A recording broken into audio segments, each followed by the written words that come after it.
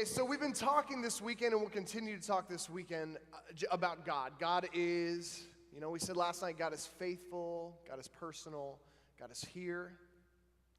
But the bigger question we have to ask, right, is God even real? A lot of us grew up in Catholic families where it was kind of taken for granted that, of course, we're going to do the Catholic stuff. Of course we're going to believe in God. Of course we're going to go to church. And for many of us, that's enough. For many of us, we believe because our parents told us to believe, and we still believe.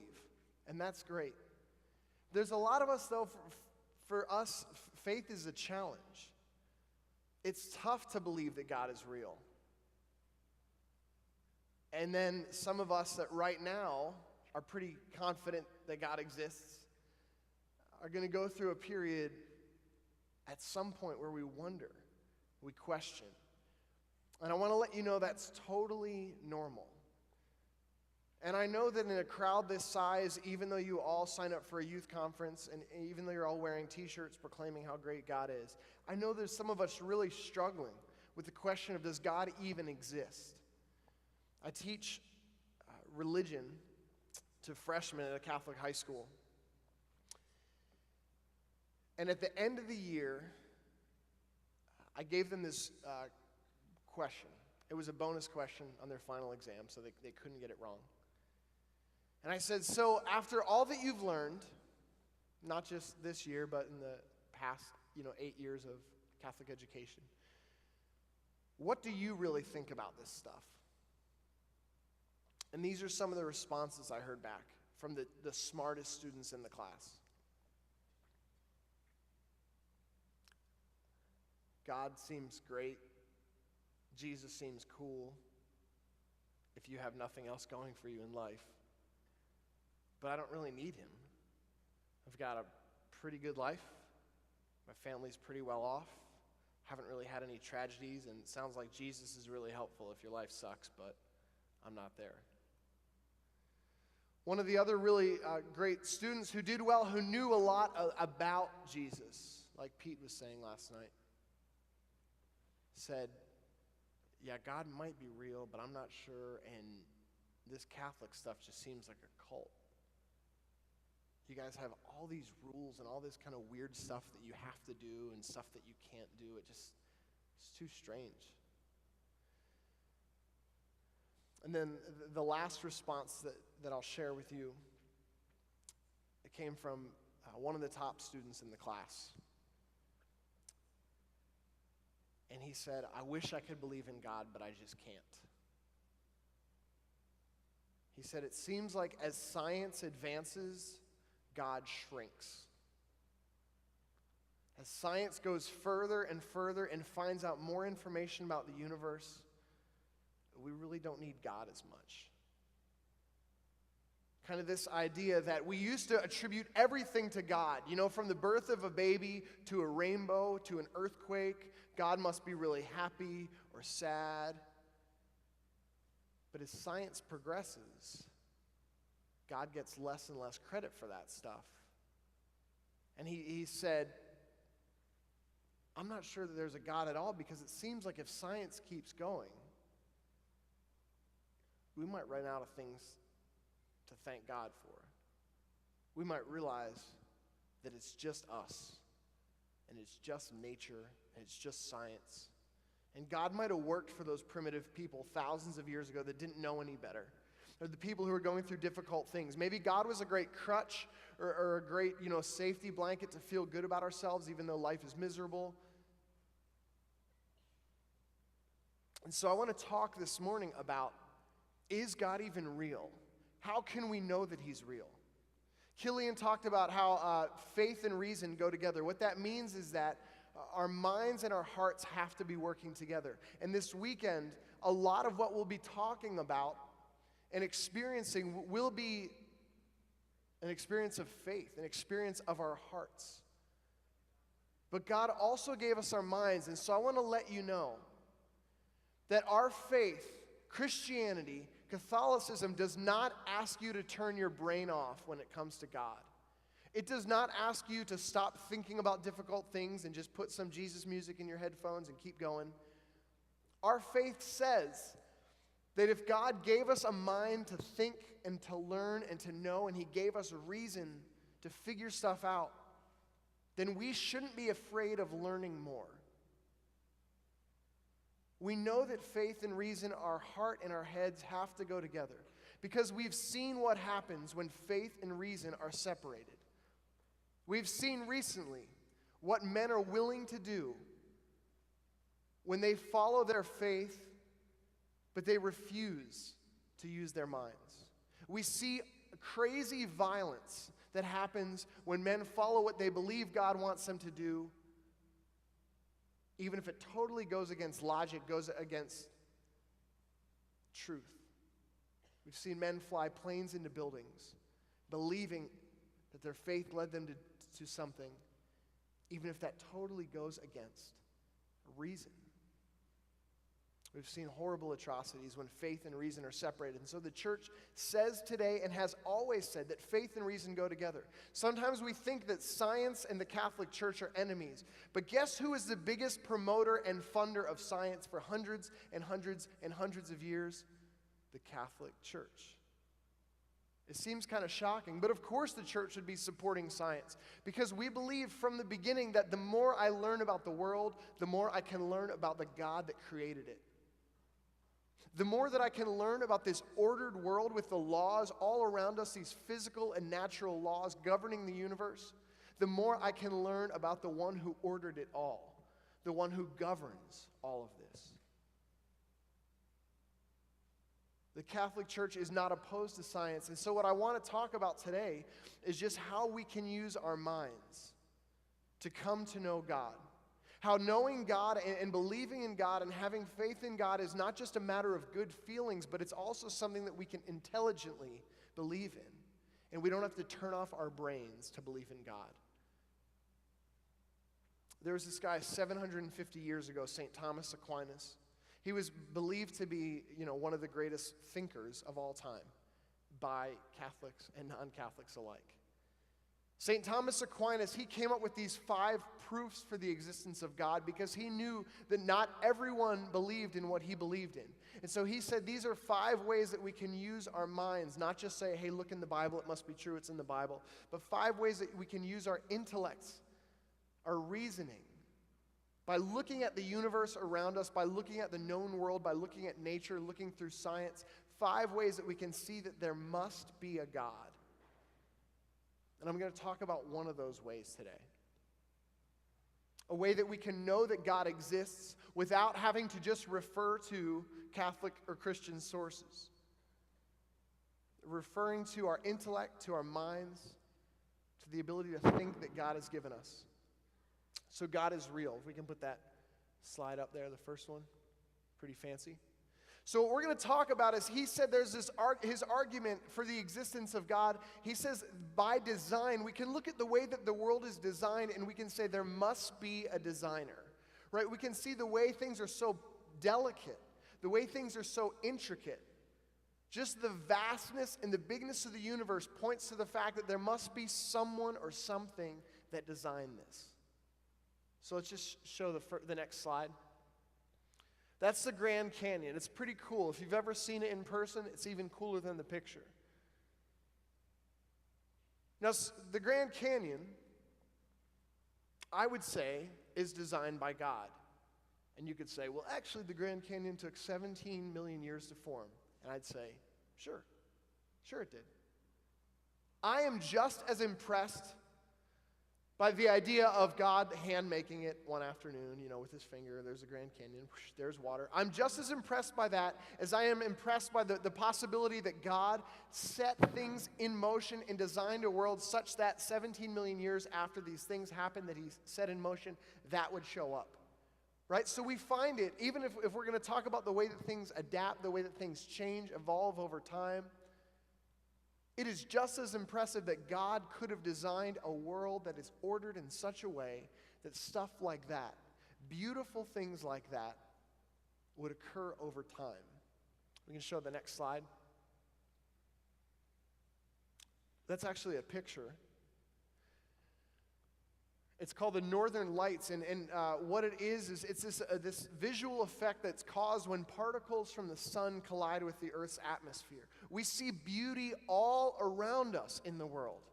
You can look at something like that, and you can see why people for thousands of years were tempted to worship the world. They were tempted to worship nature because they saw such beauty in nature. They saw things like that and thought, that is ridiculously beautiful. Maybe that is God. But St. Thomas Aquinas would say that no, a beauty like that points to a designer that must be more beautiful. A goodness like that points to someone that must be even better. We can show the next slide. If you've never seen that before, that's Earth. That's where you live. Now, for as messed up as things here are, for as many problems as we have, we also have a pretty perfect existence. I mean, it's pretty wild. Even the composition of what our planet is made of. If you change things at all, if you add a little bit more hydrogen, a little bit less nitrogen, a little bit more oxygen, a little bit less oxygen, if you change just those elements at all, we don't exist. If you move us any closer to the sun, and I don't just mean like millions of miles, I mean any closer to the sun, it's too hot, we die. Any further from the sun, it's too cold, we freeze. If you change at all the speed that we spin around the sun or the speed that we internally spin, we'd be done. If you even change the tilt of the earth at all, we'd be done. If you change the distance of the moon, which would affect the tides, which would affect all the water levels, if you change any of that, we're done. If you change gravity at all, we couldn't make it. If gravity was any stronger, our organs would get sucked down. We wouldn't really be able to digest. We'd be walking around with stomachs at our ankles. It'd be ugly, just ugly. If gravity is any less, it would be kind of cool for a little bit, but we would die that way too. So the way that everything is set up, for as messed up as our world is, there's also a sense in which our earth is perfect. It's perfect in a way that no other planet we have found yet, nor in the foreseeable future. It's this perfect atmosphere for life. It has to have been designed. It's so delicately perfect. I don't know if you guys have ever seen these things, but in some like mall kiosks, they sell those little remote control helicopters. My nephew just got one the other day. They're really cool for 10 minutes, and then they land and they're broken. It's like this amazing thing in the mall, the guy flying it can like land it on a piece of paper, and you take it home, and it's like, zzz, and it's done forever. It's beautiful, but it's very delicate. It's very delicate. We can look at the world around us and we can see that over time, things end up like that helicopter. Delicate, beautiful things fall apart. In fact, all of creation kind of tends toward that falling apart and eventually falls apart. So we look at how perfectly the earth is, and we can't say, oh yeah, that must just be the product of billions and billions of years of change, because the way things just naturally change and the way that nature just goes, things fall apart, and yet here we are.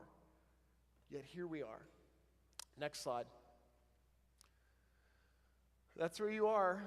If you ever felt really unimportant, now you feel more so. That's where you are. That's the Milky Way Galaxy. It's more than a candy bar. It's actually 100 billion stars. But don't worry, the Milky Way is one of 500 billion galaxies. So, pretty small, in the midst of everything. Scripture says, the Psalms tell us that the heavens proclaim the glory of God. Holy cow, we live in a big place. If we are one of 100 billion stars in a galaxy, and if our galaxy is one of at least 500 billion other galaxies, how great is our God? All right, next slide. That's the Whirlpool Galaxy. That's the furthest galaxy we've found so far, but there's probably more past it. We just need better telescopes. It's 23 million light years away from Earth. A light year is how far light travels in a year, which you know is pretty far, I think. Well, that's 23 million of those bad boys away. I mean, when God designed the earth, He is so much more creative than me. If I design something, like if I have to color a picture, I'm using like green and black. That's it. 2 colors.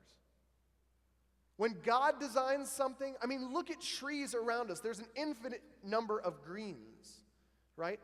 Look at the stars, the solar systems, the galaxies that God created. He is not cheap when it comes to design. He goes all out. He goes all out. So if we look far away, we can see the design of God. If we look at how big things are, we can see the design of God.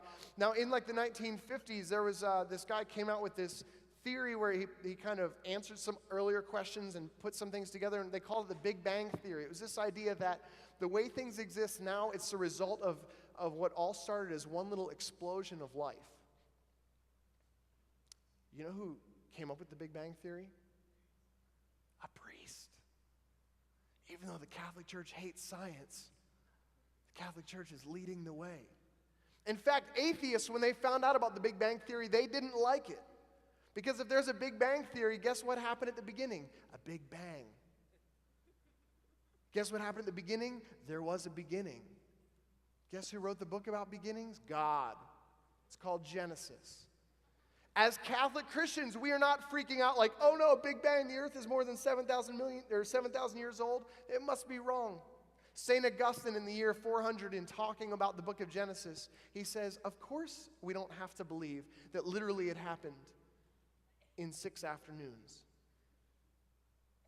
So the fact that science says, no, God did not hand create things in 6 days, though of course it's possible if he can become human, save us from our sin, if he can become the Eucharist, he can do anything. But the Big Bang Theory says that over millions of times this all happened, and I say I am no less impressed by a God who would create things in 6 days than a God who could create something so perfect that as things change and expand, we end up where we are today. That points to a pretty impressive designer. And so if we look outwardly, we see how great God is. But if we look inside, we see how great God is. Next slide. That's an eye. Just in each eye, you have 130 million photoreceptors. To look at that thing, assuming both eyes are working, you have about 260 million photoreceptors telling your brain what it's seeing. It's pretty crazy. Next slide. That's a neuron. You have 100 billion of those. You have 30 billion working parts in your brain. It's a nerve cell. How many cells do you have in your body? 30 trillion. How big is that? If you had Notre Dame Stadium, which is big, and filled it with marbles, there would be about 40 trillion marbles. That's what your body is like, composed of cells. How many blood vessels do you have in your body? Well, if you were to drive from New York to California 30 times, that's how many miles of blood vessels you have running through your body. It's crazy. It's crazy how detailed God made you.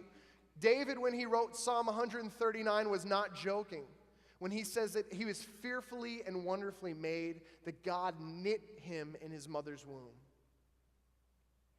God is amazing.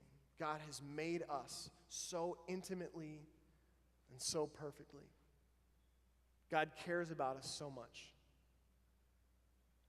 And in fact, as science advances, it's not that we just learn more and God becomes smaller. As science advances, we learn there's more that we don't know. The more we learn about the human cell, the more that we learn about a neuron, we realize, oh my gosh, there's even more we didn't know. There's more mystery than we even thought before. And so the ancients, from the beginning, philosophers and thinkers, men and women, religious and non-religious, have tried to say, okay, so there must be someone or something that created this. There must be some mind, some power, some plan behind all of this. How could we know them? Because if they can be known, then I would want to talk to them. But if they could be known, would they even care about us? I mean, you've seen how big we are in our own galaxy. We're nothing. If this person or thing could be known, would they even care about us? St. John begins his gospel. We can go to the next slide. In the beginning of John's gospel, he says, in the beginning was the Word, And the Word was with God, and the Word was God. He was in the beginning with God. All things were made through him. Without him was nothing made that was made. In him was life, and the life was the light of men. John has basically summarized what people had been thinking for hundreds, for thousands of years, that there must be some creator, some designer responsible for this world. There must be some word or some idea or some plan or some mind, some intelligence, who has been from the beginning, who is God. And a lot of people could agree with that. But where it gets crazy is a couple verses later. We can go to the next slide. The Word became flesh and dwelt among us, full of grace and truth. We've beheld his glory as of the only Son from the Father. Our faith is this wild idea that the incredible, great, beautiful, good designer of the universe is not a distant idea, but he becomes a human. The plan of God, the Word of God, the mind of God takes on our human flesh and becomes one of us. You can go to the next slide. And this is where he does it. When this great God who created billions of galaxies, billions of stars, trillions of cells in each human body, when he becomes human, he doesn't show up and make a decision. He doesn't do an interview explaining why he decided to come to earth, why he's taking his talents to Jerusalem. He comes down and is born at a time when healthcare is really not that great. He's born in an unimportant town in an unimportant part of a Roman Empire. And he's born into a house like this. Next slide. And this is the spot. I took that picture in Bethlehem a couple years ago. They've covered it over with candles and metal and stuff, but that's where Jesus was born. That's where this great God that men and women have been dying to get to know, this perfectly incredible God, became human. So I want you to just think for a second. Close your eyes. We've seen how great God is and how he must know so much if he could design all that stuff. He must know everything intimately about us too. If he could design our bodies with 30 trillion cells, he must know the depths of our hearts and the highest of heights. And so he becomes human. What do you think he would say to us? For all that we've messed up, for all that we've screwed up, for the relationship with him that we've broken by sin, for the relationships with each other that we've broken by sin, for the ways that we've hurt ourselves, for the ways that we've been hurt, for the ways that we've abused our privilege as stewards of creation. I mean, people had to be worried for what this God would say to them when he shows up. So just keep your eyes closed for a second. I want you to imagine what God's first word would be to us when he becomes human. And we're going to hear that first word. We're going to hear that sound.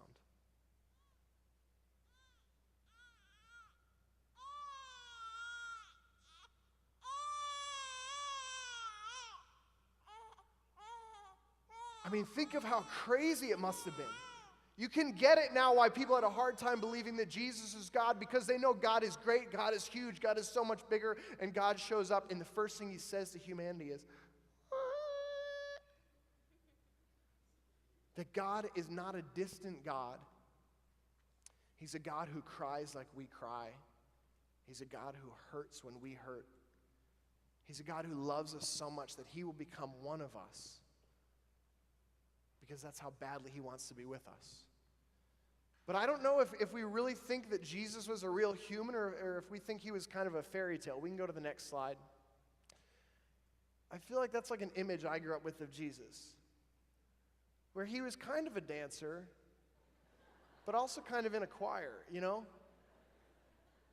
Like this weird image of Jesus, and he's like, hey, everybody, like no one would crucify that guy. I mean, I'd want to kill whoever put him in that outfit, but I would never crucify him. But we kind of paint Jesus to be this like mythical character that just kind of hops around and like heals dead birds and stuff like that. But he was a real man who loved like no one else loved. But again, people just struggled with this idea that how can this normal human man who sweats, who has bad breath in the morning, who cried as a baby, how can that be the all-great God? We can go to the next slide. See, Jesus claimed to be God. He said that he and the Father are one. He forgives sins as only God can forgive sins. He referred to himself as I am, the unspeakable holy name of God. He made himself equal to God. And let's be clear, Jesus claimed to be God, so he has to be one of three things, as C.S. Lewis says. He has to either be a liar who was not God and he knew it, or he was a lunatic. He was not God, but he thought that he was. The third and final option is that he was the Lord, that he was God. Because sometimes we like to think of Jesus as like, yeah, I mean, he's a good teacher and stuff. Do you think he was God? No. Jesus cannot be just a good teacher. If he's a liar, would you call a liar a good teacher? No. My Uncle Stan, don't believe anything he says, but he's a great teacher. You should never listen to him. Or a lunatic.